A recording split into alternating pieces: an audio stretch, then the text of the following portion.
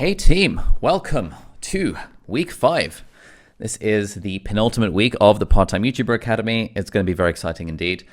This week we're talking all about expansion. So being a good part-time YouTuber is not just about growing on YouTube, it's also about considering expanding to multiple platforms and to your own platforms and building a team. And that's sort of the stuff we're talking about this week. So today we're going to be talking about all about repurposing and the artery method and how we can expand to multiple platforms. And then Thursday's session is going to be all around how do we build a team around our stuff and how do we organize that team in a way that makes sense. And we talk about outsourcing our editing and hiring people part-time or hiring people full-time. Then in week 6, which is the final week, next Monday's session is going to be all around monetization, and we'll be sharing all the different ways that you can monetize your content as a part-time YouTuber, which is my favorite part of doing YouTube personally.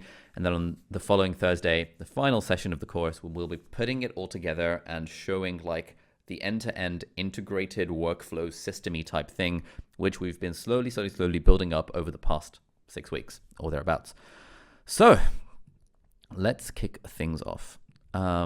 Firstly, we have a lot of stuff in the chat where people have said that not really sure which platform to expand to and not really sure if it's worth putting in the effort into expanding to multiple platforms.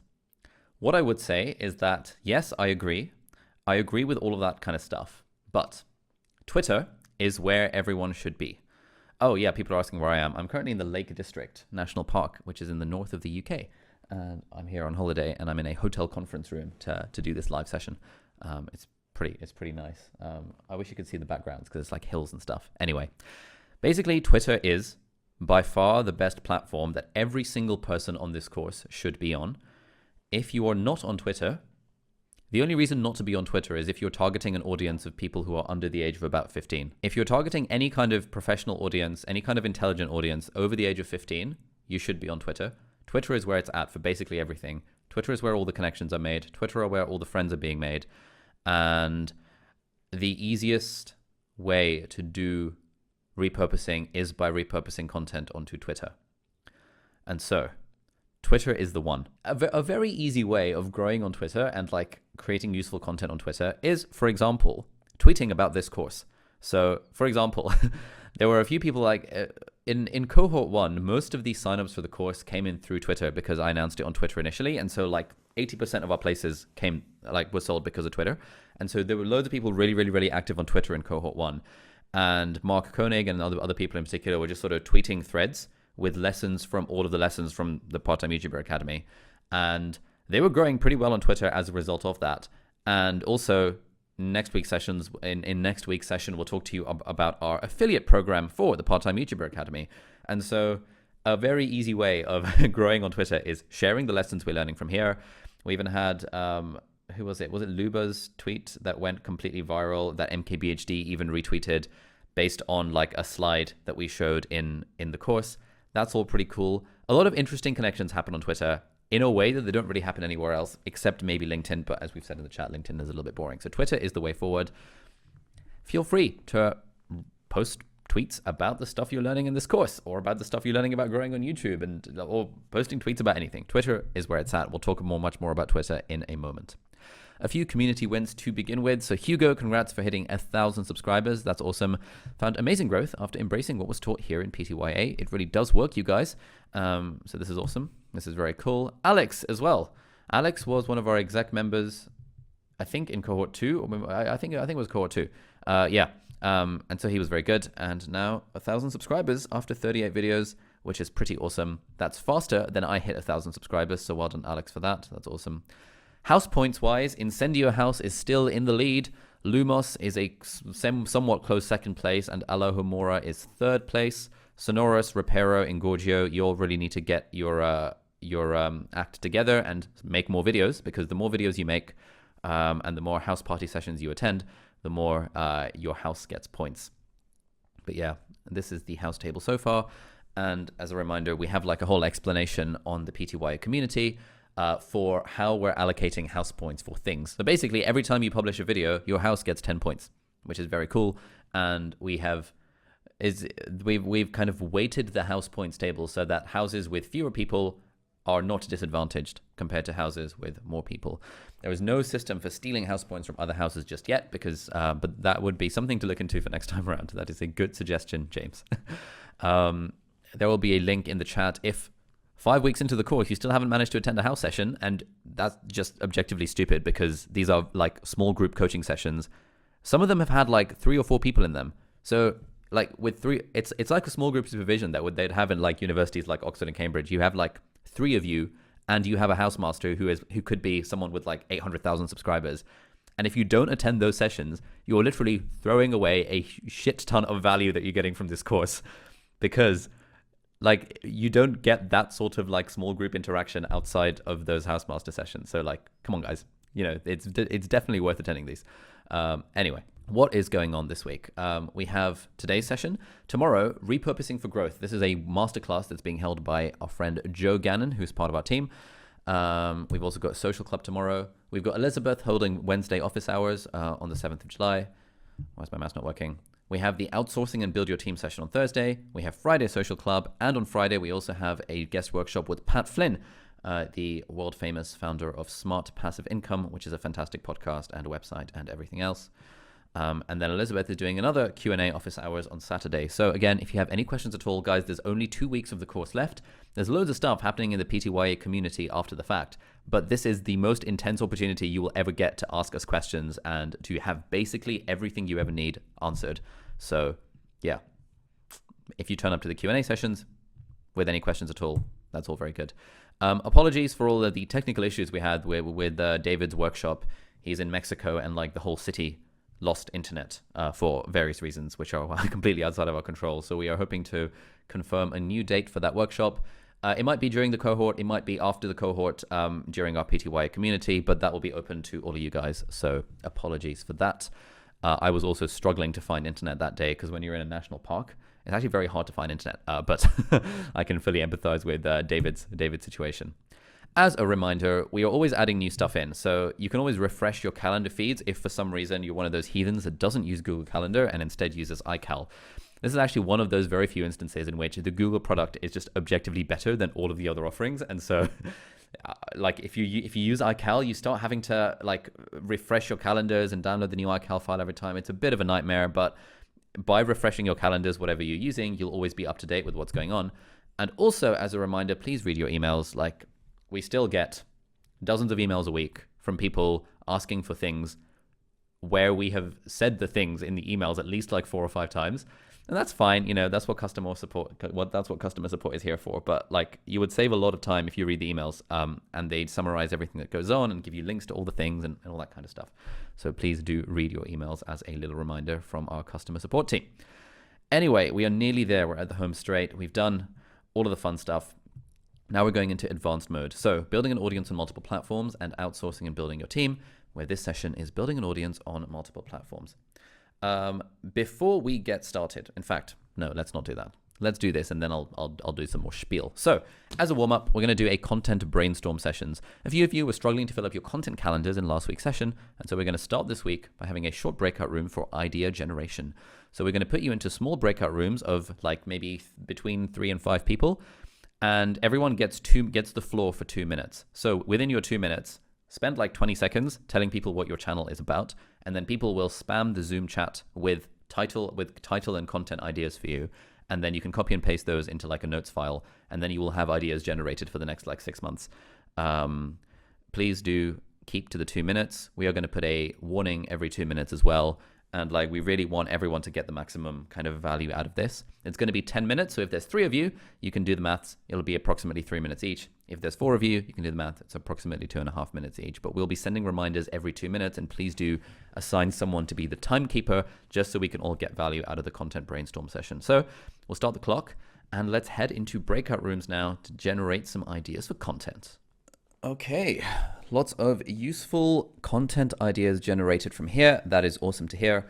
And we'll be continuing our content brainstorm sessions maybe once or twice a month in the PTYA community, which, as a reminder, will be free for all alumni of the course forevermore. And we're hoping to put on at least one event every week. The point of the community is not that it becomes yet another source of content for you to consume and not create videos. The point is that it becomes like a supportive and accountable-ish atmosphere for us to all succeed on our YouTube journeys and have fun along the way while sharing the stuff that has worked for us. All that kind of vibe. Anyway, hopefully you found that session useful. Let's now talk about building an audience on multiple platforms. Now, in our model of being a part-time YouTuber, we've got the 4 levels that we've talked about. Level 1 is making a video at a time. Level 2 is making 1 video a week. Level 3 is making 1 good video a week. And lesson 4 is then scaling and all that kind of stuff. The stuff in this session broadly falls under levels 3 and 4. So if you are still struggling to make 1 video at a time, you can completely ignore absolutely everything in this session. If you are still struggling to make 1 video a week, you can ignore basically everything in this session. The stuff in this session is designed for people who are already making 1 video a week or 1 good video a week and want to now scale up by doing interesting things across multiple platforms. This is not a session for those at level 1 and level 2. If you are at level 1 and level 2, feel free to stay in the session just for the bants, but please recognize you're probably going to feel overwhelmed. I'm going to be telling you about the 9 different levels of repurposing content. None of them are going to be relevant to you because if you're on level 1 and level 2, the absolute focus should be, I need to be able to make 1 video a week. And once I'm comfortable doing that, then I can worry about all this fancy ass stuff like building an audience on multiple platforms. But if you can't build an audience on a single platform, you cannot build an audience on multiple platforms. So I'm just saying that up front. If I were you, if I was at level 1 at level 2, I'd probably stay in the session for the bants. I would probably have the volume really low and I'd be having a split screen window open or get my iPad out or something, and I'd be planning videos because that will be by far more useful for me than sitting through this session and thinking, oh my God, there's so much I have to do, expanding to multiple platforms. I don't know where to begin, etc., etc., etc. So I'm just going to caveat that up front. This is not a session for the beginners. So I am not going to apologize beyond this point if this stuff seems overwhelming. You know, we're trying to build a decent business here. It's not. If it was hard, everyone would be popular. If it was easy, everyone would be popular, as Haley Dunphy says in Modern Family. Anyway, that said, let's move on. So basically 2 parts. Why should we be expanded to multiple platforms? And I'm going to convince you that this is a good thing to do. And then we're going to talk about how to expand to multiple platforms. And we're going to talk about the Artery method, which is going to be fun. So let's go. Basically, repurposing. Repurposing involves recycling the content that we have created for YouTube and putting it across multiple social platforms. This is not an easy thing to do, but it is conceptually a quite simple thing to do because when you make a YouTube video, there is so much effort that goes into making a YouTube video in terms of the thinking about what the topic is, the title generation, the thumbnail, the hook, the content, the branding, the Hives framework, all that stuff. And then you're editing the video, which takes absolutely freaking ages. And then you're publishing the video. And this is like a huge amount of effort that goes into creating every individual YouTube video. But if we just put an extra 5% of effort in, we can actually take that video and repurpose it into multiple platforms. And so given that we're already doing 95% of we're already doing a huge amount of work. We've got a massive sunk cost every time we create a YouTube video. The point of repurposing is in putting just a smidge extra effort in the grand scheme of things to use that content and distribute it in a way that could potentially reach more people on different platforms. Because although basically everyone is on YouTube, there are lots of people out there in the world who don't just browse YouTube in their spare time and instead browse Twitter or browse Instagram or browse TikTok or, God forbid, browse Facebook or LinkedIn. Like, these are all platforms in which you can build an audience. And if you're already working on the YouTube thing and you've got your machine ticking along at publishing 1 video a week, it's worth considering, what can I do to potentially increase my surface area for serendipity by going onto another platform? Why should you go onto different platforms? Well, basically, by repurposing your stuff onto different platforms, you are going to grow on those platforms. I didn't take Twitter very seriously at all up until about that point, which was like around a third of the way through 2020. And that was when we started repurposing our content onto Twitter and publishing daily content. And you can see that basically my Twitter account was at 0 since I started YouTube. I started vaguely tweeting a little bit in like mid 2019 and started to get a few followers here and there and mentioning it in a video occasionally. I always had my Twitter in the video descriptions and I never really grew. until we started publishing content on Twitter. This is what the growth on our Instagram looked like, where at around 140, so we sort of grew to 140k followers just by default.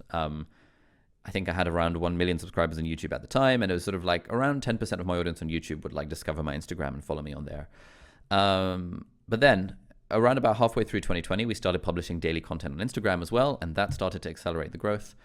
And around March 2021, so earlier this year, we kind of started doubling down on Instagram Reels, and that really started to, you know, there was a more of a sort of like a, what was that called? Gradient change in our growth curve. And hopefully what we're aiming to do is potentially, fingers crossed, to get to 500,000 followers on Instagram by the end of the year. That's a nice little goal to have. Like, growth on social media platforms is good for its own sake, in the sense that building an audience across any platform is good for its own sake. I shouldn't say good for its own sake. That's not really the definition for its own sake. Building an audience across any platform, as you guys know, is good, because then we can funnel that audience into the things that we actually care about. And given that, you know, we are treating YouTube as a business here, we're not trying to get famous purely for the sake of being famous. Although it is quite nice. I was on a hike in the Lake District yesterday, went through this forest. It was raining a bit. We went through to some waterfall. And along the way, 2 people recognized me. One of them was really sweet about it. He was there with his like wife and kid. And he was like, "Oh my God, it's Ali Abdaal. You're the guy off YouTube. I never thought I'd meet you in real life. This is so good. Oh, you know, it just makes me so happy to see you." And all my friends were like, "Oh, that's so cute. It's so wholesome. It's so nice." So in that sense, having an audience is worth it for its own sake, because of that, like, you know, warm, fuzzy feeling you get inside when like a family with their kid and their cute dog is like walking by and recognizes you and thinks you're cool. That's like really, really nice. But that's not really what we're trying to aim for here. Well, what we're mostly trying to aim for, and if you're the sort of person who spent several $1,000s to attend a course about this, you probably want to treat it like I do, like a business. Now, what is the point of a business? The point of a business is to make money further down the line.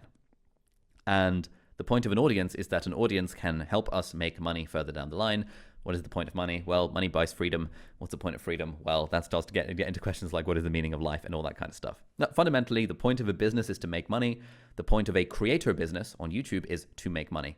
And by building up an audience across platforms, you can then funnel them into your own paid products, which we're going to talk a lot about next week. But that's one reason why building up an audience across multiple platforms is good.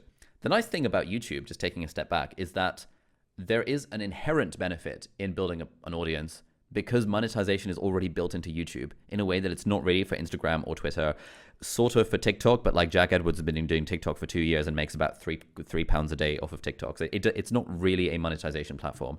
The nice thing about YouTube is that by building an audience, just by default, you make money just because of how AdSense works, which is just absolutely amazing and flabbergasting and incredible. But by building an audience across multiple platforms, you can then funnel them into your products. And for example, PTYA has sold out 3 cohorts basically without me mentioning it at all on YouTube. The only thing, like, I only mentioned it on Twitter and newsletter really for the first cohort, mentioned it on Twitter, newsletter, and Instagram for the second. Very, very casually put in a plug in a YouTube video description, in a YouTube video for the second cohort. Didn't really do much of that the third cohort. It shows how building an audience across multiple platforms means that you can funnel people to the paid products that you care about. But that's one benefit of building an audience. The other benefit is the opportunities you get from having that audience. And so, in particular from Twitter. Twitter is basically how I have reached out to people who I've admired on the internet and basically asked them, "Hey, can I interview you for 2 hours?" So Sarah Dietschy, who I'd been following for the last 5 years, Alex Benayan, who's a author of the fantastic book, The Third Door, that I would 100% recommend. One of my favorite books, I think I read it in 2019, probably my favorite book of 2019. If I read it in 2020, it would be my second favorite book of 2020 after Storyworthy by Matthew Dix. Reached out to him. He was down for an interview. He was cool. Nat Eliason, sort of knew him on the internet, sort of knew him through Twitter.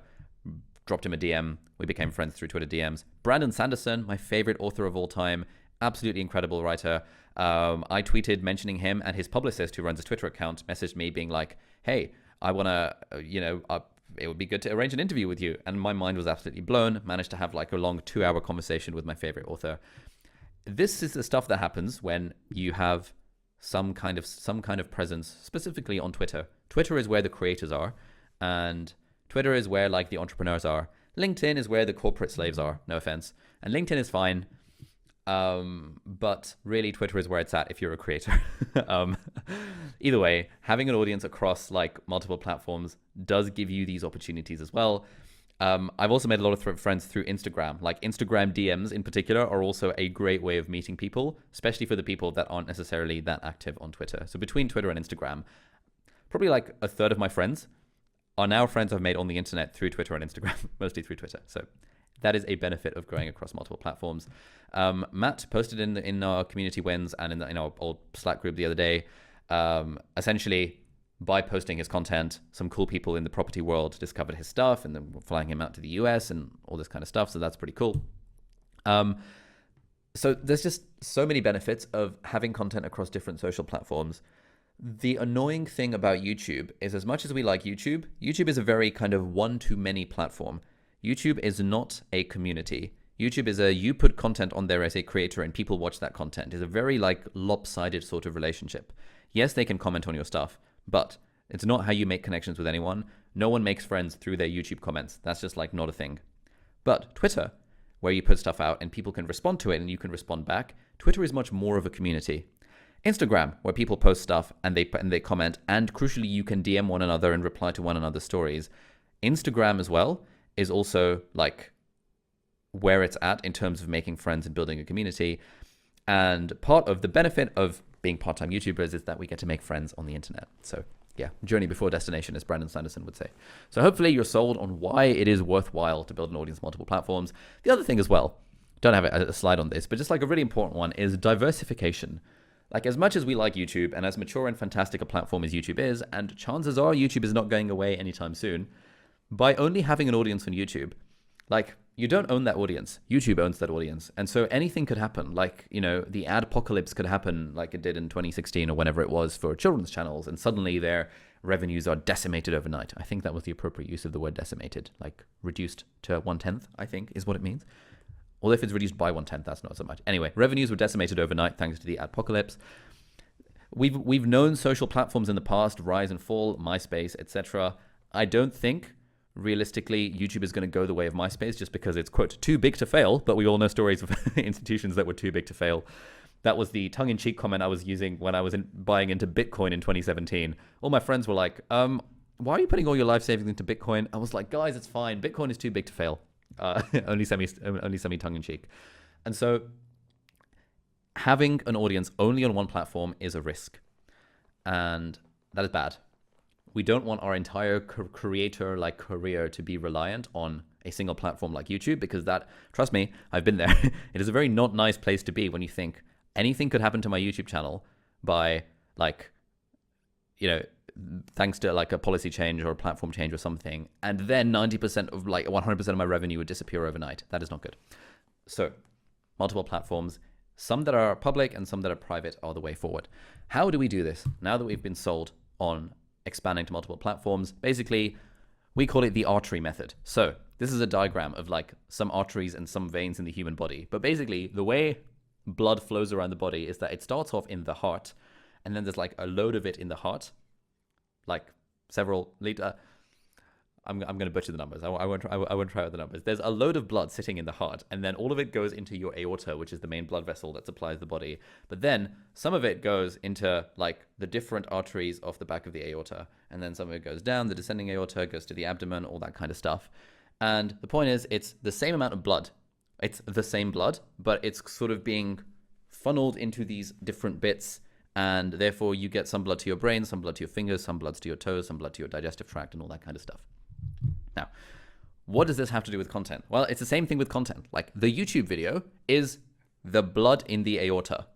5 liters total of blood. Yeah, I was going to say 5 or 6 liters, something like that. But then I was thinking like cardiac output, I was thinking like stroke volume, all that kind of BS. Anyway, your YouTube video that you have put in like an absolute ton of time and effort into writing, filming, and editing, that is the blood in the aorta. And the main aorta is the thing that supplies your YouTube channel, and that's fine. But that content can be basically chopped up and taken into these like smaller little blood vessels to go to the different platforms like Twitter and Instagram and Facebook and your website and your newsletter and your mailing list and TikTok and LinkedIn or whatever. But it's fundamentally the same blood. It's sort of like, so it's sort of, I suppose you could think of it as like a tree branches kind of model. I prefer to think of it as like the archery method, because we've talked about how naming stuff makes it sound more legit, and also it's the medicine reference, and also it makes me, if I tell my mum that I'm teaching people about arteries, she'll think less badly of me for kind of leaving my job as a doctor to become a YouTuber on the internet. But that's the main point. Like, we've got that one vessel, that main vessel of content, which is our YouTube videos, and now that can kind of go in and out, branching out these different arteries and arterioles, and can become different content. How does this work? So I'm going to switch to a Gary Vaynerchuk slide deck here. So hopefully I'm going to go full screen on this, and you'll be able to see this. And now I want to go off full screen on here, exit full screen. Okay, can you see this? The Gary V content model, how I make 30 pieces of content from a single keynote. This should work. I discovered this like a couple years ago, and it just sort of changed the game. It's like in one slide deck, be like, oh my God, this is the model. And we've been applying that model ever since. So the Gary V content model, by the way, guys, if you don't follow Gary Vaynerchuk, you should, because he is like the world's leading guru on how to grow on the internet. Anyway. And it's all about the content pyramid. My model is structured like a reverse pyramid. I use one piece of pillar content, i.e. a Q&A, a vlog, or in our case, a YouTube video, and allow my team to analyze and repurpose it into 30 other pieces of content that are designed to over-index on the platforms they are distributed to. So, document pillar content, one long-form piece of content, like a daily vlog, Q&A, keynotes, or a podcast. Think of pillar content as one long-form video show from which all other content is derived. And then you are repurposing it into micro content, creating short form pieces of content like articles, memes, images, quizzes, stories, mashups, remixes, rants, GIFs, etc., and distributing across all of the various hundreds of different social media platforms. That is basically the strategy. And so the method of here is number one, establish the pillar content, where he says document your journey. For us, that's basically creating YouTube videos. And so for him, he's got his daily vlog, he's got his Q&A show, he's got his podcast, he's got all the keynotes that he does. And then once you have got that main thing that you've created, i.e. your YouTube video, you are then chopping it up into different pieces of micro content, short form pieces of content made into memes, quotes, or stories. And so, yeah, his team of like 25 people last time I checked, go through all of his content and chop it up into multiple bits for Facebook, LinkedIn, Twitter, Instagram, Facebook, TikTok, Snapchat, blah, blah, blah. And they find these like short form moments that resonate with the audience, and then they distribute it. So once you've got those multiple short form clips from the long form video, you can flood it across all the different social media platforms in the form of articles, in the form of like videos, in the form of like stories, that kind of stuff. And what he says here is that like they publish the micro content 1 minute after they publish the main content, because then the micro content sometimes feeds back to the main content, and people will do that. Then one thing that they do that I think our team is particularly bad at, that we need to improve on, is actually listening to the audience to find out what pieces of content resonated with them. And so you'll see his team going through the thing and finding where he asks in the video which bit resonated with you most in like the long form video. We should actually start asking this in our videos. And then you can get an idea on what is resonating with your audience based on that. YouTube as well, you can get an idea of specifically what resonates with your audience based on your retention curves. And sometimes we've seen that, oh, interesting. When we made a video about passive income ideas, it was affiliate marketing in particular that got a load of attention, looking at the retention curve. Oh, that's interesting. Let's think about what other content we could make around the topic of affiliate marketing. Then based on that, you can then create more content and you can distribute more content. And so let's see how the sausage gets made in real life. So he's got his keynote, his video experience. That becomes basically a podcast as well in its entirety. Then they chop it up into micro content round 1. Then they distribute it round 1. Then they distribute it round 2. And then they get insights from the community. And then they distribute it some more. This is absolutely insane. We don't want to be going that overboard. I think this is a little bit excessive, but that is kind of the model that's the playbook that we were following for our repurposing strategy. And that's kind of where this artery method thing came about. That's a little bit excessive. Instead, what we're going to talk about are like 9 different levels of repurposing. So these are levels 1 to 9, roughly in order of difficulty and in order of like how much time it takes to do it and how worthwhile it is to do it.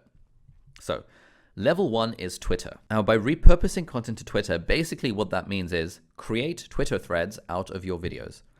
So for example, this is the thread that Mark made when he was a student of Cohort 1 in the YouTuber Academy. And Mark now has his own course on how to use Roam. He made a bunch of YouTube videos about Roam research, and now he's got his own course, and it's great. And he's like really thriving in this kind of creator space. I'm not saying it's down to the PTYA, but he was a student in the PTYA in our executive plan and did very well on YouTube by following the advice. So well done, Mark, for that one. I'm not sure if you're still here. Probably not, because you're busy creating content. And so Mark was tweeting insights from the course as he went along, and that helped him to build his audience on Twitter. We started publishing Twitter threads around this time, like actively. And so, for example, here's a video, Can Money Buy Happiness, which turned into a Twitter thread. Does money buy happiness? Yes, but no. Here's everything I've learned about money from managing 9 different income streams. 140 retweets, 800 likes. This is only in the last 19 hours or so. We had a video, 3 books that changed my life, from 2 years ago, that Jakob, one of our team members, or was it Jakob? Was it Gareth? I can't remember who. Either way, spent about like 10 minutes just writing it up as a tweet thread. So far, I've read about 400 books. Some of them changed my life. 3 of them completely changed my life. 140 retweets, 1,100 likes, and this is from like 3 days ago. And then we can retweet that, get some more engagement, and loads of people are engaging with this. And because we're mentioning Tim Ferriss and Derek Sivers and Austin Kleon, they are more likely to retweet those things, which is then more likely to increase my Twitter following, that kind of stuff. We've done a few. We've now made it a point within our team that anytime we make a YouTube video, it will be converted into a tweet thread. Like every single YouTube video can be converted into a tweet thread with about 10 or 15 minutes of work. And given that we're all creating at least one YouTube video a week for the next 2 years, that is at least one Twitter thread a week for the next 2 years. And given that we've already put in the time to research and write and film and script and edit the video, we at that point will be so familiar with the topic that we could just write it up as a tweet thread. And that would be very easy to do. And the thing that I would recommend for this is typefully.app. Typefully lets you craft and publish condensed ideas. So, okay, so let's say, if I didn't, so I've just released a video about the 9 sources of passive income in my life. Here's a quick thread breaking them down. 1, tutoring, maths, and English. Not very passive, but hey ho, it was wonderful. Thanks to my friend at T Ferriss for suggesting it. 2, blah, blah, blah. 3, blah, blah, blah. 4, blah, blah, blah. And you can like split it up into like different tweets. So I probably should do it like this. And then you can compose all these tweets in the thing, and it's very easy to do. And within about 10 minutes, you can just turn whatever you have made a video about into a tweet thread. And then, yeah, as Angus said in the chat, we use Hype Fury as like a tool for growing and monetizing your Twitter presence. You don't need to use Hype Fury. It does cost some amount of money, but you can easily do this, like basically copying and pasting into Twitter threads. Most people don't use something like Hype Fury. Most people just use copying and pasting into Twitter. But Typefully is nice, and it's free, and it's a very easy way of like turning videos into tweet threads. So that's level 1. That's like a pretty easy thing to do. Level 2 is actually YouTube Shorts. Now, this is an addition compared to the last cohort for all of you who are here on the last cohort, because yes, you also include a link to the video in the thread as the very final thing in that thread. So that's actually a good question. I should have brought that up. I'll show you what one of ours looks like. Here we go. Does money buy happiness? Oh, go away. No, go away. Does money buy happiness? Yes, but no. Some stuff, random stuff about the Twitter thread. Final tweet. And if you want to watch my whole analysis of the Does Money Bring Happiness, including graphs, studies, and techniques that I've mentioned in this thread, check out this video on my YouTube channel. We tried using Buffer. We prefer Hype Fury, Avars. And so this really becomes an easy way of also driving traffic to your video ultimately. But what you don't want to do is just say, hey, I just released a new video, go check it out, because then Twitter dampens down that particular thing that gets people off the platform. Because again, if we think about the Twitter algorithm, it's going to be the same as the YouTube algorithm in that it wants people to stay on the platform. And Twitter threads in particular are by far the best way of growing on Twitter, because threads are the sort of content that people consume on Twitter in this sort of creator, thought leader type space. So that was level 1 for Twitter. Level 2 is YouTube Shorts. What do we mean by this? Basically, we did an assignment in week 2 to create a short. But moving forward, what we're going to do for our channel is basically anytime we make a YouTube video, we are also going to make a YouTube short about exactly the same thing. And this is something we've been experimenting with for the last few weeks. That's been working nicely. So this video did really well. 9 passive income ideas, how I make $27,000 per week. And it turned into a short, 6 passive income ideas in under 60 seconds, which was basically the same content, just slightly differently and filmed separately and filmed with the camera vertical. So I literally turned the camera on its side, stuck it on a tripod, and just said 6 passive income ideas in under 60 seconds. Most of them were stuff that I discussed in that video. And that short ended up doing really well as well. Like, look at this. Gained 2,500 subscribers and $700 in, like, how long was this? This is pretty recent. It was only like 2 weeks ago. That's like really, really good for a video that took like 2 minutes to film and like so much less time to edit than a normal video would have done. Here's another one. How I remember everything I read from 8 months ago. This video did well. And we thought, you know what? How to remember everything you read. 6 tips in 60 seconds. Hashtag shorts. And posted that a week ago. It's doing pretty well. 500 subscribers, $300 in revenue. It's sort of climbing, which we like to see. But again, this took like 2 minutes to film. And it's made a decent amount of money. It's gotten a decent amount of subscribers. It's only growing. It's only a week old at this point. So yeah, now the way you do these shorts is, I'll show you. So let's say this is my camera and I have my camera on a tripod. In fact, let's stop the screen share. Let's say this is my camera. I have my camera on a tripod and I've done my whole, all right guys, blah, blah, blah, blah, blah. I've done my end screen sales pitch. If you like this video, you're going to absolutely love that video over here where I talk about how to actually make money online in the 3 different levels of passive income. So thank you so much for watching. Hit that subscribe button and I'll see you in the next video. Bye-bye. So at this point, I filmed my video and I've put in a large amount of time. Again, 95% of the work is already done into writing, scripting, filming, coming up with a title, coming up with a thumbnail, all of that good jazz. Now, all I have to do is as soon as I've done filming the video, I turn my camera vertically. I stick it on the tripod because I have a plate and a tripod thingy.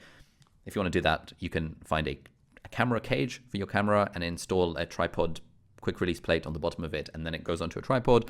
Or you can just get one of those tripods that has like a ball head, like this one over here, that like lets you actually flip your camera vertically. Either way, you end up with your camera vertical, and in 2 minutes, you can just chop up like, you've already spent 20 minutes filming the video, so you know what you're going to say. What I would do is just basically write it out as a series of bullet points and then just talk to the camera.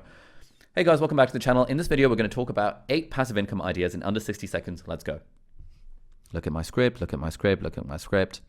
All right, number 1, consider affiliate marketing. Sign up for an account on Amazon Associates and suddenly you're making money anytime you refer someone to Amazon. Look at my script, look at my script, look at my script. Yep, okay, the next point I was making was about posting projects on Fiverr. It's not passive income, but whatever. Point number 2. Point number two, try advertising your services on Fiverr. People will bid on your services and you can make money from that way as well. That was very bad. Look at my script. Point number 3. What am I talking about? Oh yeah, I'm talking about maybe making money by writing erotic fiction on Kindle. This is not me being weird. This is actually a guy who I met who reached out to me because he wanted to grab coffee. Turned out his side hustle is writing adult erotic novels for women and selling them on Amazon. And apparently there's like a formula for this. And he's been making like thousands of dollars every month because he's cracked the formula for what generally women like in romance novels and just systemizing that formula and churning out like tons and tons and tons of books that he's written about this kind of thing. And that's his side hustle. Anyway, point number 3, try writing blah, blah, blah, and find everything on Amazon. Blah, blah. So you kind of get the point. You've already made the video once, and now you're just putting an extra 10 minutes of effort to turn your camera vertically, talking to the camera again. And you can turn that into a short, and that is a short you can publish a month after you've published the video. And then the nice thing about that short is at the end of the short, you can say, for more on this, check out this video on my channel linked in the description, and then you link to the main video, or check out my channel for more information like this one and hit that subscribe button. And it's so easy making a short in under 60 seconds. And it becomes a way of promoting your video, and it becomes a way of making more subscribers and more revenue and making a short. And it doesn't take that much more effort than actually making the video in the first place. So this is something that we are going to be experimenting with a lot more now that we've seen how well it works. Just basically recycling content, turning it into a short, having a slightly different thumbnail, making the content basically the same. Because the nice thing about YouTube is that one of the one of the things that's often hard to realize is that from our perspective as creators, we know 100% of the content on our channel and we have seen all of our videos. And given that we have seen all of our videos, we can often have this assumption that, oh, my audience will have also seen all of my videos and therefore they will know when I have just repeated content. But actually, if you look at your analytics, the average audience member for us watches like 2.1 videos. Like, there is no way in hell anyone in the world, except maybe like the absolute diehard fans, will have seen all 300 of my videos. Chances are they've only seen like 3 if they're the average audience member. Chances are maybe they've seen 5 or 6 if they're like a really big fan. And so I can always repeat content again and again and again to try and reach more people with exactly the same stuff without people complaining. And I don't think we've ever had, like, we repurpose stuff all the time and almost no one, like, I think we've had like 3 comments out of like tens of, or if not hundreds of thousands of people complaining about the fact that something was repurposed. So absolutely no need to worry about like repeating content. Okay. So that would be level 2. Level 3 is what we call butchering. So butchering is when you have content like, for example, a listicle. So have a look at this. Friends, welcome back to the channel. Happy New Year, all of that good stuff.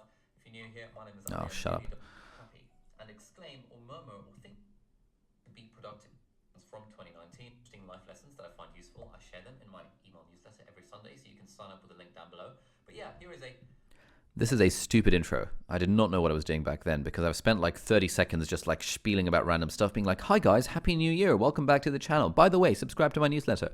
No, this is not a good hook, but either way. roundup of 15 of my favorite ones from 2019. Let's go. Firstly, I learned about the importance of setting a daily highlight. So essentially this is a listicle of 15 tips. And the nice thing about a listicle is that you can very easily just chop it up into content for social platforms very, very, very, very easily.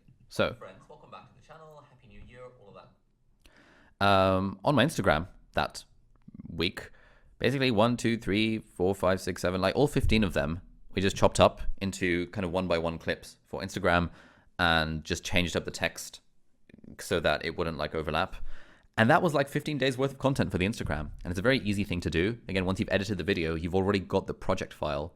All you have to do is turn it into a new project that's 1-by-1 or 4-by-5 or whatever the dimensions are of the platform that you want to repurpose to. You can always Google that to find the exact dimensions because sometimes they change.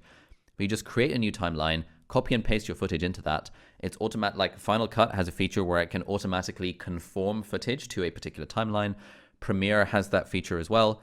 You can find tutorials on YouTube for this if you really want to. Even if you're doing a vlog, like Premiere and Final Cut have this like smart crop feature where you can just create a new timeline, make it vertical, and it will figure out where the subject of each of your clips are and do camera motions so that it looks like a landscape video basically becomes a portrait video without you having to put that much extra work into it.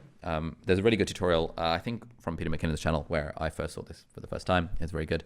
But the point is, when you have a listicle, you've got the project file. It takes 5 minutes to export it 1-by-1, chop it up into different bits, bulk export into 15 different .mp4 files, airdrop those to your iPhone and upload to Instagram. Bang, you're sorted. Same files work on Twitter as well. Same files work on TikTok as well. Nice and easy. Here's another one.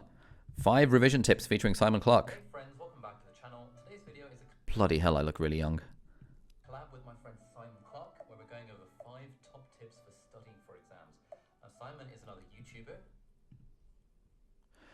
So this is a listicle. Again, 5 tips, 5 ways to study for exams. Hey friends, welcome back to the channel. And yeah, that turned into 5 to 10 different clips for my Instagram story. And again, we can reuse those on Twitter. We can reuse those on TikTok. We can put those on LinkedIn as well. We've actually been putting videos on LinkedIn. We can put them on Facebook as well. So this is very easy. Joe is going to talk a lot more about specifically what apps he used for scheduling. Generally, scheduling apps are not very good. We don't really like them. Hypefury is pretty good for scheduling tweets, but I still think Joe uses the Facebook Business Manager, which is like the best way of scheduling content on Instagram.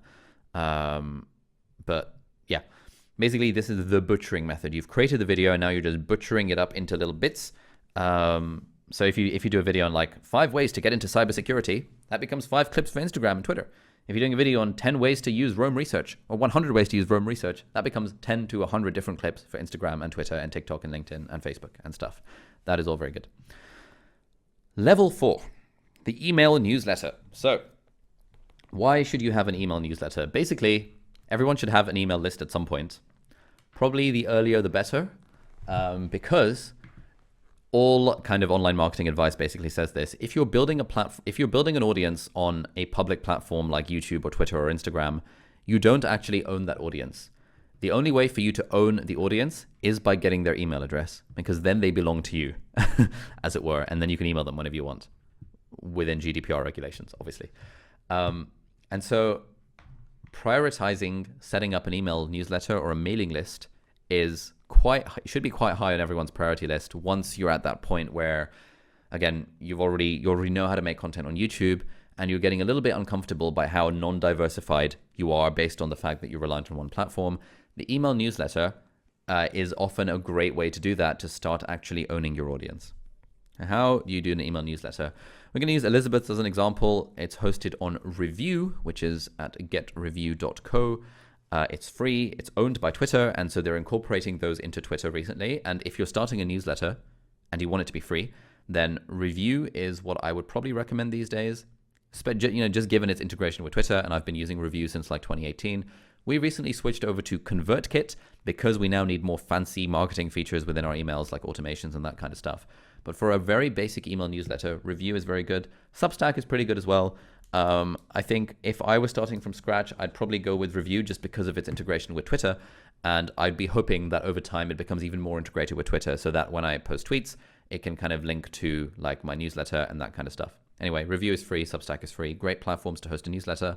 Hiya, I'm Elizabeth, medical student, artist, blah, blah, blah. Meaning, productivity, little pleasures, and just navigating life. Oh, so wholesome, love it. 2,000 subscribers, 3,000 subscribers. But the way that Elizabeth does the newsletter is quite interesting. And this is a pretty good model for how to use an email newsletter.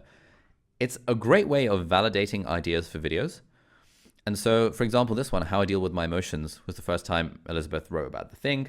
And based on the responses to that email, loads of people were like, oh my God, this resonated with me so much. And so Elizabeth decided, you know what, let me make a video about it called How I Deal with My Emotions. And in a way, the newsletter becomes a testing ground for ideas, which you can then turn into a YouTube video. Because if you're following the idea generation machine for the 6 different levels of that, you will have more ideas than you know what to do with. And one of the new steps and one of the ways you can refine your like hundreds of ideas from the top into the ideas you actually want to focus on is by just writing them up as a quick email newsletter, which is quite easy to do. It takes maybe like 20 minutes. And then depending on the response to those, you can decide whether or not you want to make a YouTube video on it. Here's another one, depression and games. The real reason I'm so productive led to that YouTube video. Why you should listen to your lazy self. My lazy principle of productivity. I'll be honest, I stole this idea of like lazy and productivity to title our latest course, which is going to be called like Lazy Productivity for Busy People or words to that effect. So thanks for that one. Hashtag stealing like an artist, etc., etc. The point is you can use a newsletter as a way as a testing ground for ideas for videos, and also the other way around. Like if you're taking a weekly newsletter seriously and you're making one YouTube video every week, again, it's so easy to repurpose content from the video into the newsletter. You can be like, hey friends, or hey guys, or hey whatever. This week I posted a video about, I don't know, how to whatever in my life. And, you know, here's basically what it says. 1, 2, 3, 4, 5. So you're in a way repurposing, you're turning your video kind of into a tweet thread, just a list of bullet points, but you're just copying and pasting that into an email newsletter. And in fact, that was something that I was plotting out for our workflow earlier today, which is that I started the newsletter in like mid 2018, but for the last few weeks, I've been very like slacking on actually writing something new every week. And while driving to this hotel through the lovely Lake District countryside, I was thinking to myself, why does the newsletter need to have novel content every week? Like we produce an absolute ton of stuff across all the social media platforms. Why don't we just write up some of those as a newsletter and send it out each week so that I am less of a bottleneck in terms of me having to come up with some new, interesting, novel insight every week. And so your newsletter does not need to be news, and it doesn't need to be new. It can just be repurposed from the stuff that you're already doing. And the general kind of principle behind the newsletter is that it gives people much more of a deep and personal connection to you. So in the days when I was publishing the newsletter weekly, people would reply to the newsletter saying, oh my God, like, you know, I look forward to your newsletter every Sunday morning or every Sunday evening, every Monday morning, depending on which part of the world they're in. Oh, it's part of my routine that, you know, I read your newsletter while I, whatever. And, oh, basically all the books I've read this year have been recommendations from your newsletter. And so, yes, the audience of the newsletter is nowhere near the audience of the YouTube channel, but it's a much deeper audience, and it's a much more invested audience. And in fact, for the first cohort of the YouTuber Academy, most of the sales came through Twitter. The rest of the sales came through the newsletter. And I think for this cohort, around 50% of our sales came through the newsletter. Everyone I've spoken to in the world of marketing says an email list is the highest converting platform that you can have. If you have an email list and you want to sell something, it is so much more efficient to sell to that mailing list than it is to sell to any other platform in the world. Everyone I've spoken to in the realm of book marketing says the single thing that most influences whether your book will sell in the early days is how big is the size of your mailing list and how engaged is your mailing list. Because the sorts of people who religiously read your email newsletter are the sorts of people who will also probably buy and read your book. So email marketing is the way forward, and repurposing content to our email, but also using our email list as a testing ground for ideas is absolutely fantastic. Eventually you get to the point where like half your friends have email newsletters and it becomes a real struggle to keep up with them, but hey, that's fine. This is why I have zero expectation that any of my friends would ever read or watch or listen to any of my stuff, just because I know how much of a nightmare it is to keep up with it. But sometimes like my friends from med school who wouldn't watch my YouTube videos will message me being like, oh, I liked what you wrote in the newsletter about this, or oh, I actually quite like that article that you linked to. And I'm always like surprised, because it's always like very flattering and a nice feeling for me when someone I know actually watches my stuff. So yes. Oh, Anastasia, question, how to advertise my newsletter and Twitter? Should I tell about it at the end of the video? No. The end of the video is for your call to action for your end screen to the next video, but somewhere in the middle of the video, you can say, by the way, blah, blah, blah, sign up to my newsletter. Or, by the way, if you want more on this, follow me on Twitter. I recently posted about this. If you want to grow your Twitter, an easy way of doing it is by doing a Q&A and say, I'm taking questions from Twitter. And then you can kind of show your Twitter account and you can show you're taking questions from Twitter. A very easy way of, like, next time you do a Q&A video, screenshot the tweets that you are taking the questions from. And that encourages people to be like, oh, this person's on Twitter, I'm going to follow them on Twitter. When Marques Brownlee, MKBHD, does Q&As, he normally does it through Twitter. And it's just like a very easy way of growing across Twitter as well. On the newsletter front, there are a dozen levers you can pull for how to grow an email list. There are loads of courses on the internet as well about how to grow an email list. One of the easiest ones is by creating a lead magnet. And so like a lead magnet would be something like, let's say I make a video about Notion and I say, by the way, guys, if you want the free template, then the free Notion template, you can join my mailing list and I'll email it out to you or something like that. And then you can put the link to the Notion template behind the email subscription wall. And so they have to give you the email address to download the thing. These days, with GDPR regulations and all this kind of stuff, that's like a little bit like black hat. It's considered a little bit unethical. And so generally you want to have a little box that says, I don't want to sign up to your mailing list. I just want the download. But by virtue of the fact that you have a lead magnet, then more and more people will sign up to your mailing list. People like Mohammed's pointed out in the chat, a PDF or a checklist. If you make a video about 10 productivity tips or 100 tips for Rome or any kind of listicle, you can just convert it into a PDF checklist. That can become a lead magnet, and you can use that to grow your mailing list by saying, by the way, guys, for a free printable PDF download, hit the link below. That takes them to a page that says enter your email address to get my download. They enter their email address. You have their email address.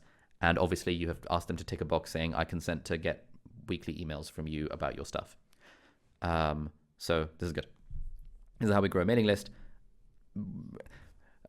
We could do a whole like freaking 6-month-long live course about how to grow a mailing list. So this is sort of just very broad brushstroke stuff around how to grow a mailing list, but you can always find tons and tons of stuff on the internet about how to do it. Level 5 of repurposing, going through the list, is fire moments. What are fire moments? Fire moments are that thing that Gary Vee talks about. When you have like long form content, you want to try and chop out the interesting moments from that long form content. And so what I've been doing, I'll show you what this looks like on the Google Drive. What I've been doing basically since I discovered this is anytime I do an interview, I film the interview. And so these are all of like the deep dive episodes that we've done, but also anytime that I get interviewed on like a podcast or anything, usually it's audio only, or even if it's like a Zoom call, I will literally have my camera sitting in front of me. And when I'm speaking to the podcaster on the other end through Zoom or through Riverside or whatever, I'm looking directly at my camera and I'm recording from my camera. And so what this means is that I get files that look like this. So this is like an hour-long interview that I've done with someone where like, I don't know if you guys, if you've had the experience of being interviewed where someone asks you about stuff there's often a lot of like wisdom that comes out of having a conversation that you wouldn't be able to just conjure up just randomly thinking, oh, hey, I need to plan out a video. And so by virtue of the fact that like this is an audio only interview, the guy on the other end can't actually see me, but I'm talking to my camera and I've got the microphone there as if I'm actually making a YouTube video. And so any point I make, it's as if I'm talking to the camera, which is free content for my YouTube channel. And then we send that over to Joe, who's our repurposing guy, and he takes this hour-long video and creates like 20 different clips out of it. And some of them are one by one, some of them are vertical, some of them are horizontal, depending on what platform it's for. And Joe's going to talk a lot more about those and specifically the mechanics of it in tomorrow's session. So that is how you can, you should create your own B-roll library, find where exercise routine works for you, develop speed to be more efficient, etc., etc. Like, these are all just clips from when I was on podcasts and being interviewed, or when I was interviewing other people that otherwise we weren't really doing anything with. But this was the stuff that we first started posting to Instagram and Twitter that made the accounts grow initially. Yes, in a dream world, I'd have turned the camera vertical. I didn't know that at the time. So these clips do have the white backgrounds up and down. Should you credit the interviewee when posting this stuff? You can do. It's a polite thing to do, especially because generally they're smaller than you and they will retweet and so on. So yeah. You can do them on Twitter as well. You don't need to put aside 90 minutes, blah, blah, blah, blah, blah. It just becomes micro content for Twitter. And this is really following the Gary Vee content model of finding the fire moments from long form stuff. This is why if you have a podcast or if you interviewed on podcasts, you should always film it. There is never, ever, ever a good reason to not film yourself or to not do a video interview. People say, oh, an audio podcast is better because the guest is more comfortable. They don't have to worry about their hair and makeup. That might have been true a year ago or 2 years ago, but given that we've all been basically living on Zoom calls for the last year, everyone is now comfortable with what it's like to do a remote interview with video. And if you're doing a remote interview with video, you should use a website like Riverside, riverside.fm, which I have recently invested in actually as a lol angel investor because I'm really cool. But Riverside is really great. It's basically a podcast for remote interviews, your online recording studio, and you can film really high quality content through this stuff. And it records locally, it records audio and records video. They've got a magic editor that just puts everything together. And so you end up with a long form video interview that you can post directly to your YouTube channel or to your second channel if you want. That's what we do for our podcast. And then you can turn that into the fire clips. So those are the fire moments. It's different from butchering. Yeah, so butchering is more like when you have a listicle, like 15 tips about X, you can turn those into 15 clips. Whereas this is like, you've got a 1 hour long interview or a 2 hour long interview or like 10 half an hour long interviews, and you're going through them or you're paying someone to go through them to find which bits are like particularly memorable, interesting sound bites. And in fact, the shorter those are, the better. So if there's like a 20-second soundbite where you've just come out with an absolute banger piece of advice or a quote to be like, oh, I used to think I was really bad at storytelling and then I discovered this, and then that's the sort of stuff that works really well on socials where people want like quick fixes of information, not necessarily long form content on YouTube. Right, nearly there. Level 6 is the documentary technique. And for the documentary technique, I might have mentioned this in the past, but I want to talk to you about Matt D'Avella again, for those of you who missed the session. And Matt D'Avella is great at doing this because, have we talked about this before? I can't remember if I did this in an executive group or in not an executive group. Either way, Matt D'Avella has made this video, Becoming an Essentialist. Let's have a look. Most of the stuff that's going on is not vital. It's a trivial many versus the vital few. And I think it's not just one more thing to figure out what those vital few things are. It is the work of life. Greg McKeown is the author of the New York Times bestselling book, Essentialism, The Disciplined Pursuit of Less. In the book, Greg describes an approach similar to minimalism that gets us to ask the right questions about where we're spending our time, energy, and effort. This is my edited conversation with Greg about his essentialist philosophy, the myth of success, and why small, consistent steps far outweigh the alternative. You can get the full 1 hour interview on Patreon. Enjoy.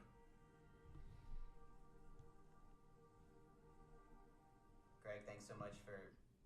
So Matt D'Avella has filmed like an hour-long interview with Greg McKeown, and he spent 46 seconds doing a little intro about it, where he's got some nice music in the background, and he's got some fairly irrelevant B-roll.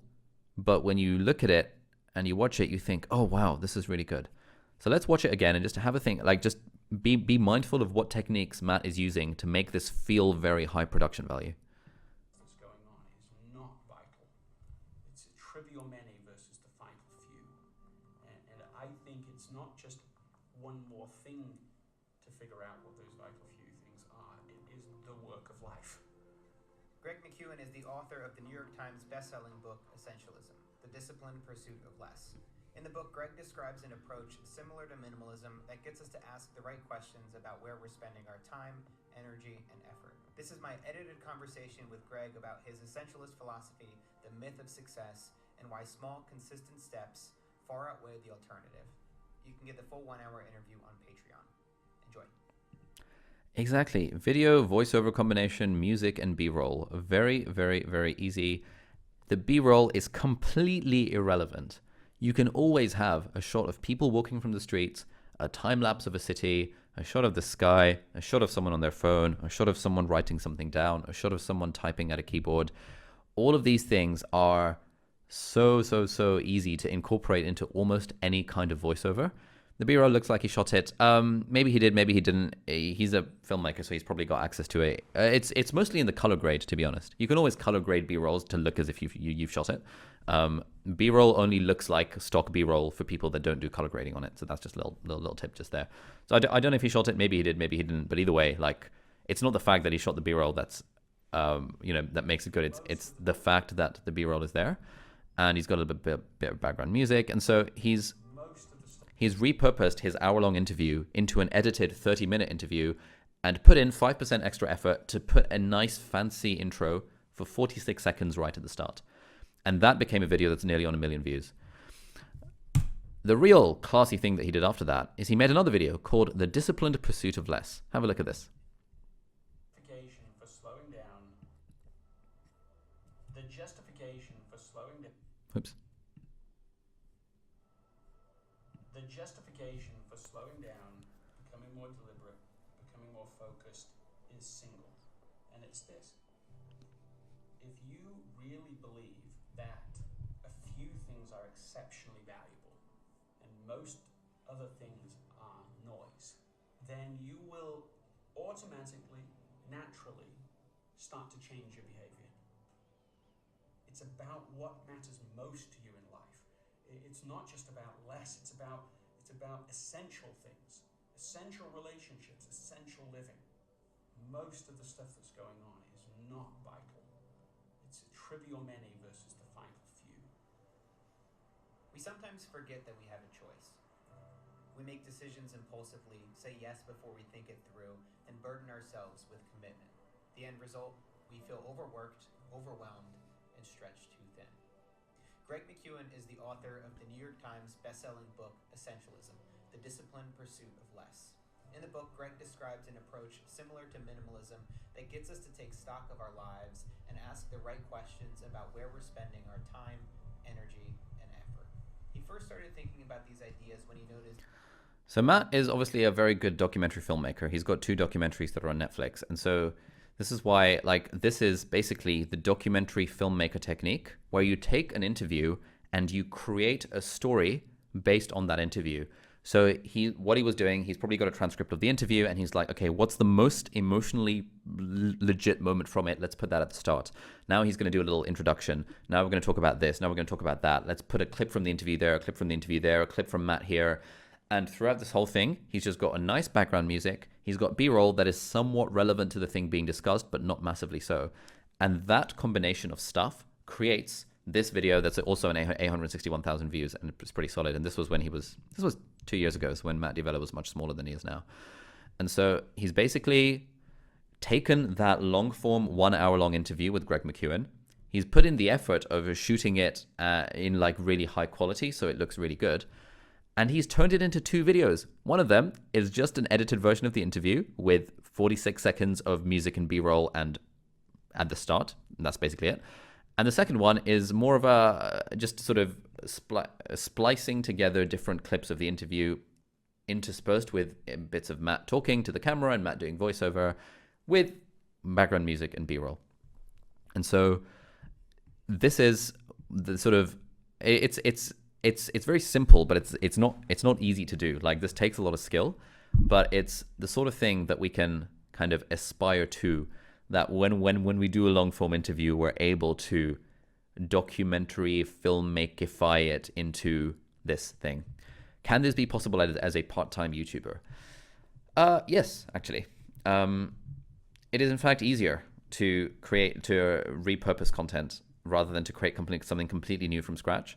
So, for example, I want to do this with all my interviews moving forward. Like, this episode we've got with Brandon Sanderson, it would be pretty easy for me or someone on Fiverr, like someone outsourced or one of the team members, to just chop that up into a 30-minute edited video, and that's what we've already got. And then it would be a little bit more work, but still, someone could quite easily do it, where it's like, okay, what are the 5 main points that Brandon's made in this interview? Let's turn those into a bit of a story. It does take some thinking about. It's not like an easy thing to do, but hey, if it was easy, everyone would be popular. But it's definitely something that's doable as a part-time YouTuber. And again, you don't have to do everything yourself. Like, most of us earn more than $10 an hour, and so we can absolutely outsource this work for someone who we pay less than $10 an hour. So this is level 6, the documentary technique. The further up we go the levels, the harder this stuff gets. So, like, this is, I think our channel as well is not great at doing the documentary technique. We've been intending to for some time, but again, because we just haven't gotten around to it, just because there's so much other stuff to do. So Matt Devella is very good at that. Level 7 is a little bit harder, and that is writing. And that is basically where you have your own website and you're repurposing your videos as blog posts. So this is what my website looks like at the moment, aliabdaal.com. Thomas Frank does this really well on College Info Geek. Anytime he makes a video, he pays a writer to write it up as a blog post. And his College Info Geek gets like millions of hits every year. And I think makes 6 figures just on its own, which is pretty good. So blog post conversion. Yeah, probably it's probably easier than editing a documentary. I wouldn't think of it as editing a documentary. Like, a documentary feels like a heavy lift. It feels like it's hard to make a documentary. Instead, thinking of it as, what are the 3 points that I want to get from this interview? Now, how can I create my own narrative to kind of weave those together?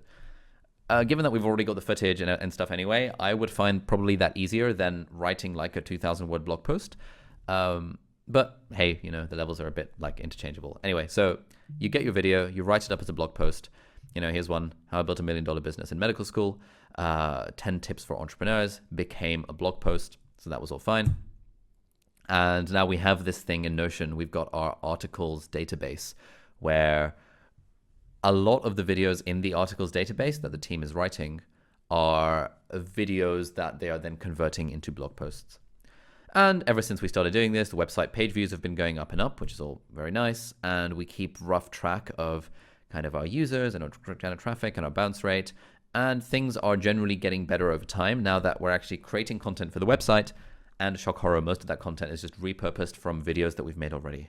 And so going back to our main point, it's like you've put in so much effort to create the video already. It's just a little bit more effort to write it up as a blog post. The crucial thing here is that you don't want to convert the video into a blog post, because the way you approach creating a video is different to the way you approach creating a blog post. A good blog post that's successful is one that's very easy to skim, one that's very, very easy to save, to return to later, and one that answers the user's query as efficiently as possible. Because the way Google SEO works, a lot of people say, is that it's based on search intent. Has the viewer been satisfied by the thing that they've been searching for? Whereas the way YouTube works is not have you satisfied their search intent as quickly as possible, it's have you kept them on the platform for as long as possible. And so a suboptimal way of considering converting stuff into a blog post is thinking, you know what, let me transcribe my videos into text and I'll just clean it up a bit and now I'll have a video as text. You can do that, but by putting in a bit more effort, by thinking, okay, if I actually had to write a blog post where this was the title and these were the points I was making, how would I do that? And then writing it from scratch in that sense.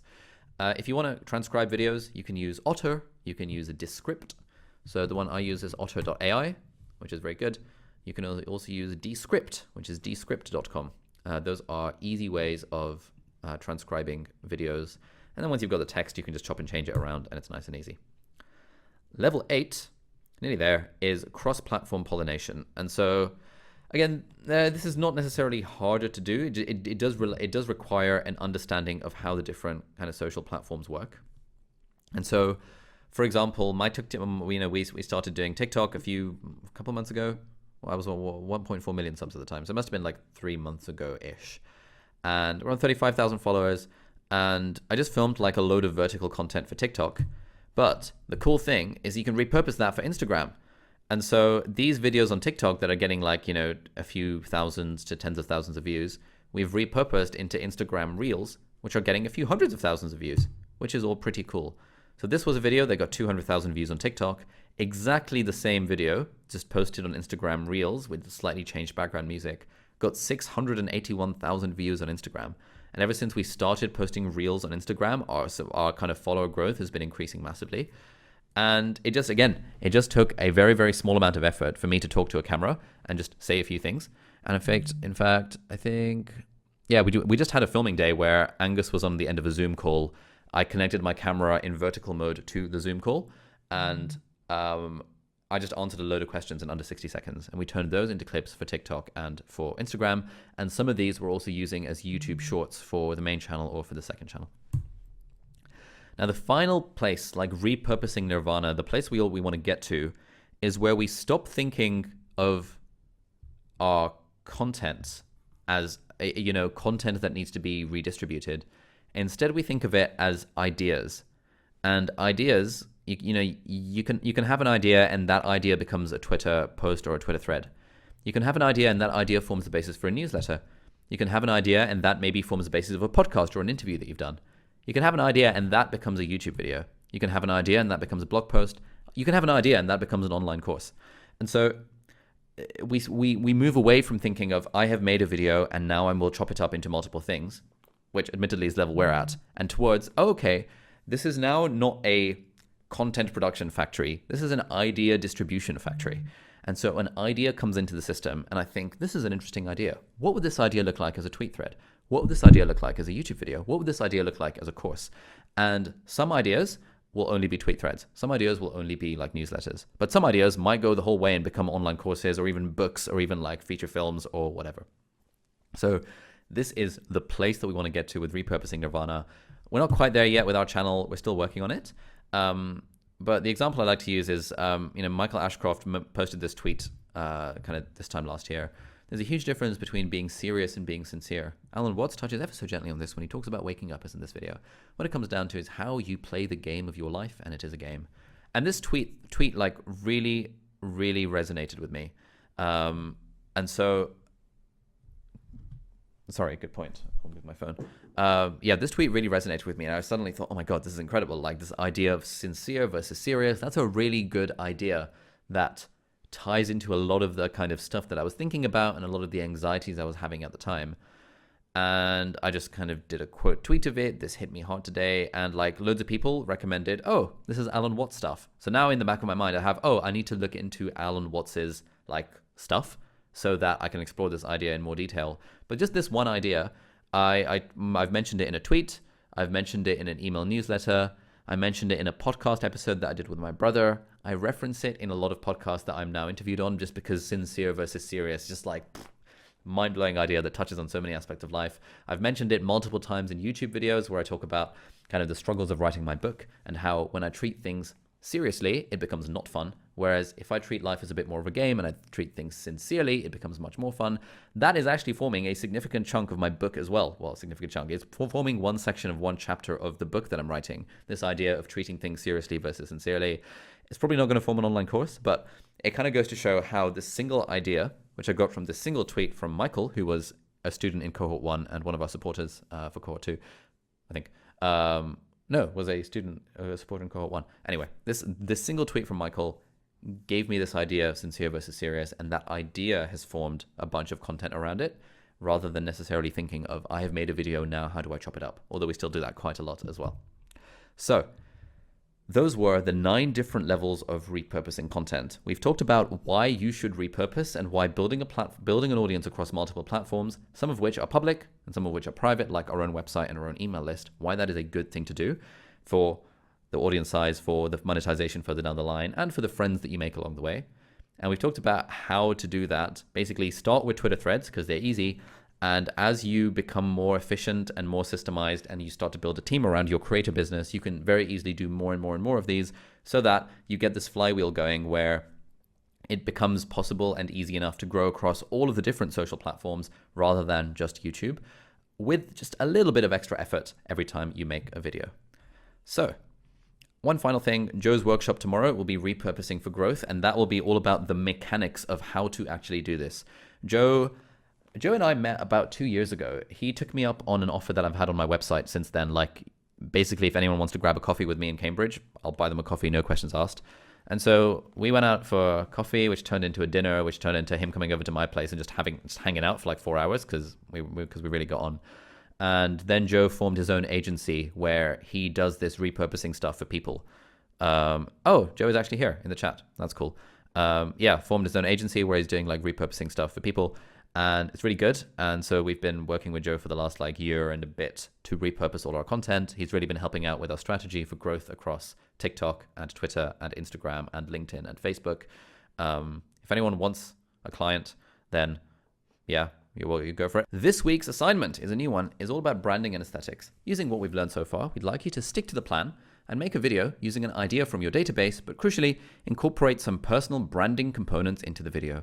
Please don't overthink this. Remember, we have a branding components Notion page that can help you work through the key branding elements of your channel, and that will be linked right now in the chat and also in the area underneath this video if you're watching after the fact. Once you've published the video, share it and make a list of all the branding elements that you tried to incorporate. And please ask for feedback on any specific areas that you've worked on this week. Good luck. As a bonus challenge, Thursday's session is going to be all about building a team. And so what I would suggest is challenge yourself to outsource the editing of one of this week's video to a freelance editor. And the website that I would recommend for this is Fiverr or Upwork, and try it out. Let's see what it's like. I'm not going to say too much about it right now because we're going to talk a lot more about that on Thursday. But it's like one of those things where if you try to do it without knowing anything, and then you learn the theory around how to outsource stuff, and then you do it again, you will learn like 10 times more effectively than if you think, oh, I'll just wait for Ali to tell me how to do it on Thursday. So if you really want to challenge yourself, if you really want to grow, and you're open to the idea of outsourcing your editing, which I think every single person should do if they make more than $10 an hour, then find an editor on Upwork or Fiverr and see what it's like. And then we'll check in at the start of next week's session. And I'd love to hear people's experiences of what it was like trying to outsource editing and what the difficulties with it were. And then we'll be able to tailor next week's session much more to you guys as well. So that's this week's assignment. Incorporate branding elements and then try to outsource your editing. And there will be bonus house points for anyone who outsources the editing of this video or their next video. In fact, you're going to get double the house points for your house if you outsource editing. If you don't do the editing yourself for your next video, you will get double the house points for your house for whatever that's worth, if that's incentive to outsource editing. Every single YouTuber I have ever spoken to and convinced to outsource editing, every single one was reticent about it at the start. Oh, but I enjoy editing, or oh, but I've got a personal style and an editor couldn't possibly know what my personal style is. And every single one who has ended up outsourcing editing has messaged me afterwards saying, oh my God, I can't believe I didn't do this 2 years ago. Outsourcing editing is literally the best thing ever in my life. This is like the way forward. So I'm not going to say more about editing, but we will talk much more about it on Thursday. And now let's go to the Q&A component. And so Angus or Elizabeth, if you could DM me on Zoom with the Notion page link. Okay, Anastasia, what is a good newsletter frequency? Twice a month. For me, once a week feels spammy. There is a phrase amongst marketing professionals, which is, the more emails you send, the more money you make. Yeah, I had like a 12-week-long paid engagement with a marketing coach who helped like Tiago Deforte and David Perel and stuff as well. And I was saying, oh, Billy, once a week feels too much. And he was like, look, man, the more emails you send, the more money you're going to make. I'd recommend emailing like, every day or even twice a day or even, once every other day. But like once a week is absolutely not like too much. So whatever you like, really. It's up to you. But marketing pros say the more emails you make, the more money you make. Casper has experienced that too. Once a week, I think, is good. The thing is, like, the way we form habits is weekly and daily. We don't, like, it's too much for our brains generally to comprehend something that happens once a month or something that happens once every other week. If it's a weekly thing, it's like, oh, every Sunday I get my newsletter from Anastasian Tech and I hear about the latest tech. That's cool. If it's every other Sunday I get it, it's like, oh, they won't even remember that it's a thing, and it'll be like, oh yeah, this is a thing every time it pops up. So I think weekly is a pretty solid cadence, and it's pretty easy sending a newsletter. It doesn't have to be fancy. It can just be links to articles you've read that week, because curation as a service is actually really important. And so, yeah, I would recommend weekly. But otherwise, twice a month, basically whatever you want. Like, some kind of email list is better than no kind of email list. Tips for building a list when you have no free PDFs to give away yet. I have never, ever given away a free PDF, and our list is pretty good. It's not pretty good. It could be a lot better. The way we've grown our list is just saying, occasionally in the middle of videos, by the way, guys, if you want to know, or like if I've mentioned a book, by the way, guys, if you're interested in hearing about what books I'm reading and what I'm enjoying, I talk about those in my weekly email newsletter, Sunday Snippets, where every Sunday I share a little bit about what I'm reading and what I'm thinking of and what I've been listening to. It's a very short email, won't take up too much of your time, and you can unsubscribe anytime. So hit the link in the video description to sign up to my newsletter. That's like the spiel that I would occasionally do in videos, and that's how our email list has basically grown from 0 to 120,000 with 0 lead magnets and 0 anything interesting like that. Ahmed, which social media platform do you get the best organic reach on? TikTok and LinkedIn. Ralph, is there any advantage of using Riverside over ScreenFlow for recording calls? Yes, because Riverside records locally on the other person's end as well and uploads the high quality video and audio file and splices them together. And so if you can do that, then you just unlock so much more stuff. Like, Zoom call quality is like really, really, really, really bad. It's hard to convert that into a decent video. Whereas on Riverside, you get the high quality HD or 4K file depending on, or 720p, depending on what webcam they've got. So it just gives you far better quality than you would get if you're just using ScreenFlow or if you're using Zoom, for example. Matt says, my longer term plan is to have a membership website teaching Tai Chi. My channel only has 138 subs. Should I wait until I have a particular number before I launch the membership? Yes, probably. I believe we do have a guest workshop from Anne Law this time around. She'll be talking much more about memberships. Next Tuesday? Yes. Next Tuesday, yeah. We have a guest workshop from Anne Law, who runs Nest Labs, and they have a very, very successful membership. There's not much point having a membership unless you have enough of an audience to funnel to that membership. It kind of depends on what your conversion rate is. But if we assume a 1% conversion rate, then think about how many people you want in your membership, and then wait until your audience is that kind of size until you get enough to make that worthwhile. But Anne Law will talk much more about building and monetizing a sustainable and wholesome community next week. William, what if TikToks and Instagram Reels don't really fit your vibe?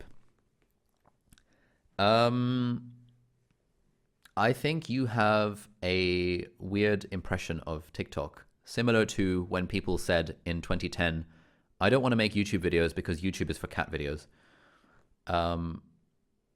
TikTok is not just about teenage girls dancing, and Instagram Reels is not just about kind of travel vloggers showcasing their lives. It can also be used as an educational platform. And I find it hard to imagine any niche that wouldn't work with like short form content. If you're, I mean, it is important to think about like the target audience. Like TikTok generally skews younger. And so if you're, I don't know, if you're Casper and you're making like Excel tutorials, you probably don't want to make an Excel tutorial on TikTok. TikTok is a more entertainment heavy platform, although educational TikTokers are absolutely blowing up. Honestly, even then, even Excel tutorials, I reckon you could go pretty big with an Excel tutorials channel on TikTok, because the early 20s type people who are entering the workforce and will be using Excel on a daily basis for corporate stuff, they are on TikTok. And if you had a TikTok page that was just like very quick tips for using Microsoft Excel that people might not know, honestly, I think that could blow up. So yeah, I find it hard to imagine any niche for which TikTok and Instagram Reels wouldn't fit the vibe. Christoph, are you maintaining a repurposing calendar? Not really. I don't know what Joe has. I mean, I'm sure Joe does behind the scenes, but I don't have to think about it. So Yeah, I'm sure Joe can talk more about that in tomorrow's session. Jeff, I see some YouTubers with Discord channels. Do you feel like that's something necessary to have to be successful? No. Some people like it because it's a good community. I don't really like Discord because I don't really use it. I probably should. We do want to make our own Discord at some point. Just haven't really gotten around to it yet. I did it once and it was just a nightmare because there were too many people on it and there was not enough moderation and all that kind of stuff. So it's absolutely not necessary. And most YouTubers don't have Discord pages, but some of them do because it does help create a more like engaged community. What's the best resource for teaching a course? Teachable, Circle? I use Podia. Podia.com/LA is our cheeky affiliate link for that. Been using Podia since 2017. I love it. I much prefer it to Teachable. Circle isn't really a courses platform. Circle is more a community platform. The reason we have put all of our stuff on Circle this time around is because people were finding it way too confusing that the videos were on Podia, but like the community was on Circle. And we were getting emails in week 6 of the course saying, hey, help, where do I find the videos? And we thought, oh God, okay, fine. Even though Podia is a better platform for hosting videos, we're just going to have to put everything on Circle just because we want everything to be in one place. All of my medical school courses are on Podia. PTY has been on Podia for the last 2 cohorts. Yeah, Podia is really good. Have you ever outsourced to a random? Why did you decide to employ an editor? We'll talk much more about that on Thursday, but yes, I outsourced. Basically, it's like outsourcing to freelancers and then part-time staff and then full-time staff. So I outsourced to freelancers initially, and I've been doing so since like 2014 with my first business. And then I didn't really have part-time. I went straight from outsourced editor to full-time editor just because the channel was growing. But normally people go outsourced, part-time through to full-time. So, Andre, why don't you repurpose shorts to TikTok? You make it sound like you should create a separate edit for TikTok. Yeah, we're planning to. We're definitely going to put our shorts onto TikTok. Like, that's definitely a plan. Rakaya, after starting your newsletter, how do you grow your subscribers? You mention it in videos occasionally, and you link it in your video description. That's all you need. Elizabeth's on like 3,000 newsletter subscribers and occasionally mentions it in videos. And that's it, basically. That's a nice thing about being a YouTuber. You can always drive traffic to your other things just by mentioning it in a video. Okay. Yannick, when starting a podcast at the same time as a YouTube channel about roughly the same topic but more deep divey than the latter, should you film the podcast and publish it on YouTube? Seems like a lot of extra effort. Yes, you should always film a podcast. The way you grow a podcast in 2021 is by publishing it on YouTube. It is not by publishing it on podcast platforms and hoping magically that like iTunes charts are going to pick you up and people will randomly discover it. So whatever podcast you have, you should always film it and you should always stick it on YouTube. Because that's so easy to do with Riverside. It literally, like, my housemate Sheen has a podcast. She films it on Riverside, and with one click, Riverside exports it into an MP4 file, and then she just uploads it to YouTube. It takes literally 5 minutes. That's not a lot of extra effort. The extra effort then goes into chopping it up into clips, finding the fire moments, and then titling and thumbnailing those to create micro content. Because the way you grow a podcast is by creating micro content clips out of that podcast, the way Joe Rogan does, for example, and having decent titles and thumbnails. So these are all things that take extra work, but none of this is obviously easy. And so, but it is very easy to film a podcast and just publish it on YouTube. How long should an editor take for one video a week? 10-minute long video. Somewhere between 4 and 8 hours. Thoughts on Ecamm Live versus Riverside? I used to use Ecamm Live. I prefer Riverside because you get the local recordings. So Riverside is my favorite. Mihai, how can I make a career out of YouTube if I hate social media? I would question, why do you hate social media? That's like saying I hate media. It's like saying I hate all forms of media. I hate books, I hate movies, I hate TV, I hate radio, I hate all of it. I hate social media. I'm not gonna make content on the internet. I would question the reasons for that. Like, there's probably something deeper going on there. And I would suggest, yeah. But also, if you really hate it, if you really hate TV, then don't try and be a filmmaker. If you really hate movies, don't try and be a director. If you really hate books, don't try to be a writer. If you really hate social media, don't make a career out of being a YouTuber. Like, you know, there's no point doing something you hate just because you think it might pay the bills or something. Because, you know, this is like the topic for my book. Like, the main thing that makes us stick with stuff that's difficult is the fact that we enjoy the process. And so if you do genuinely hate all social media, which again I would question, then don't bother. Yeah. I like making movies, but I hate having to promote them.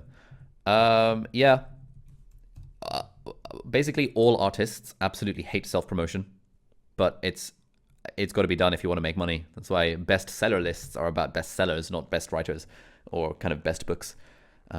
Austin Kleon's books are particularly good like this. Show Your Work by Austin Kleon, really good book about self-promotion for people who hate the idea of self-promotion.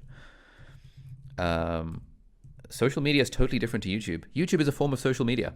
Like, it is media and it is social. Like, the word social media has lost any and all meaning. Like, usually when people say social media, they are people in their 50s who don't know what the internet is. Like, you can't use this one word to describe this ridiculously broad phenomenon of YouTube, Twitter, TikTok, Instagram, LinkedIn, blogs, websites, newsletters. Like, all of these are social media.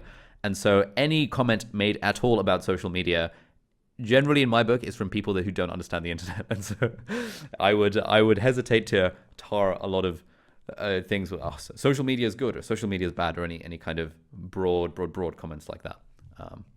But hey, maybe my take on this is particularly hot. Is Twitch just for gaming, or is it the right time to join with other topics before everyone else? Actually, the biggest topic on Twitch these days is just chatting. So there's like tons and tons and tons of people that do non-gaming stuff on Twitch. It's worth exploring. I haven't seen anyone do Excel on Twitch, but loads of people do programming tutorials on Twitch.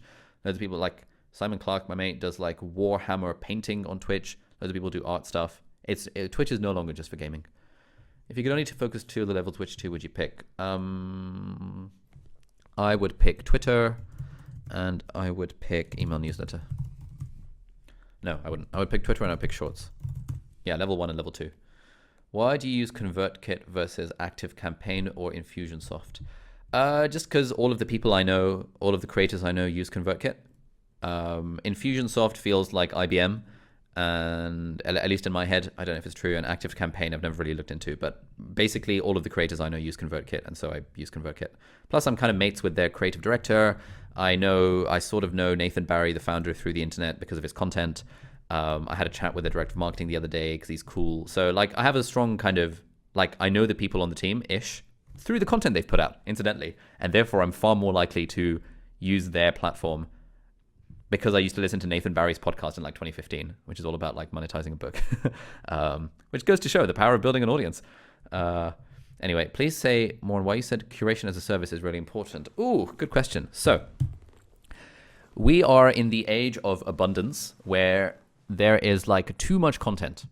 There is way, way, way too much content out there. Every day, zillions of YouTube videos and blog posts and news articles are published. Every day, zillions of books are published. And so being a good curator of stuff is actually really, really, really, really useful. There's no way I'm going to read every book on the market. There's no way I'm going to read every blog post on the market. But if I signed up to a newsletter where every week someone who I trusted told me, these are the 5 articles that I really enjoyed this week, you should read them too, I would be like, hell yes, sign me up. And therefore, if you're making a newsletter and you're the sort of creator who consumes content, you can just like curate it for your audience and say, hey, I've read a bunch of blog posts and books this week. Here's 2 blog posts that I enjoyed. Here's a podcast that I thought was cool. And here's a book that I'm reading that I think is kind of nice. And here's a highlight from the book. That's a very easy way of doing a newsletter where you're offering that curation service for the people who know, like, and trust you. And you're also adding value to them just because people are busy. You know, if partly you guys have signed up to the PTYA because it's a curation service. I said very clearly on the landing page, none of this is novel information. You can find all of this information for free on the internet. But hopefully what I'm doing is curating it in an order that hopefully makes sense. Although you might argue that level 6 and level 7 of the repurposing thing should be swapped around. Fair play. But I'm curating it in an order that hopefully makes sense.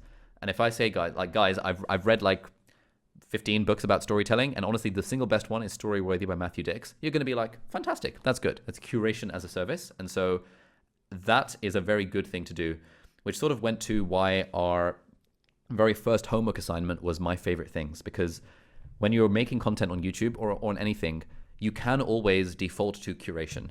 If you can't think of a topic for the week, just curate something. Talk about something that you like, because chances are other people might not have discovered the thing, and you already know you like it. So it's very easy to talk about a thing that you like. Burhan, should the podcast have a separate YouTube channel because it's longer content? Generally, yes. Generally, if you have a podcast and it's different to your YouTube channel by being particularly longer or a different format or a different topic, it should have its separate YouTube channel. This is the only context in which I would suggest having a second channel for someone who's just starting out. Like if you have a YouTube channel and you have a podcast, the podcast should ideally be on a separate YouTube channel. Natalie, what's the best resource for optimizing energy and personality as a YouTube creator? What do you mean optimizing your energy and personality? Can you expand on that a bit, Natalie? Hi, Ollie. So if you want to be dynamic with your audience and, just have like Peter McKinnon, right? He brings some energy. I mean, is that truly authentic, or did he have a little bit of coaching? So if I wanted, just a little bit of coaching. If I feel comfortable being on camera, but I want to get it tight and, Yeah, so a couple of tips on that front. Number one, practice. The more you're on camera, the more you become more comfortable on camera. Number two is, like, let's say our default personality is 5 out of 10 in terms of energy. I like to ramp that up to a 7 or a 7 out of 10 when I'm filming YouTube videos. Peter McKinnon probably ramps it up to an 8 out of 10. He's probably not that, what's up, Peter McKinnon here, and today we're talking about, he's probably not like that in real life. He's probably dialing it up very slightly, and that's what most people do when they're giving a speech, when they're giving a talk. Right now, I am a 7 out of 10 in terms of my personality. It feels a bit weird because I'm in this small conference room with like sunlight coming outside. I'm speaking to a camera, but I'm speaking in a more like energetic kind of way because I know that this stuff generally is more engaging than if I were to talk like this, which is, for example, how I would talk if you were sitting across the table from me. And so those are some things. I'd recommend checking out the Ultra Speaking workshop if you weren't there for that session. And in fact, Ultra Speaking, the course is actually quite good. We had a few people. I did the last cohort of it in like March. There were a few people from PTYA who did the course, and I've done one-on-one coaching with them as well, individual coaching, and they're quite good for that. In particular, the game. Wait, can you see this? Yes. If I log in, I can't remember my login details. Maybe, come on, please be logged in. Oh, hello. In particular, the Conductor game, I think, is very good for this.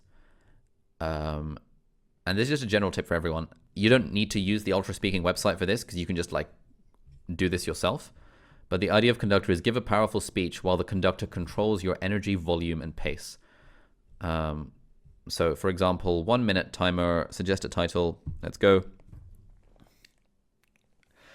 One of the most important things in life is actually being able to ask the right question. People often come to me when, they're making YouTube videos and they ask like questions, things like, how do I grow my newsletter? How do I grow my Twitter following? And